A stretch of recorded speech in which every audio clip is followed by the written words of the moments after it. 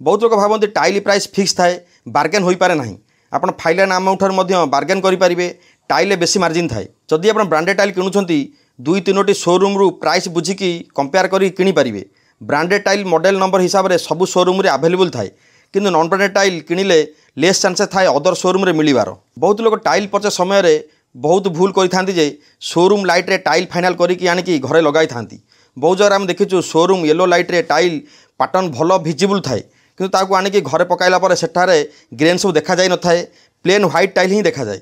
जब भी tile final करुछंती तेबे शोरूम बाहर डे लाइट रे देखि सारला पर ही फाइनाल करंतु। बेले बेले सिंगल पीस टाइल भल देखा जाए किंतु फ्लोर रे टाइल पड़िले टाइल पैटर्न मिसमैच होइकी खराब देखा जाए।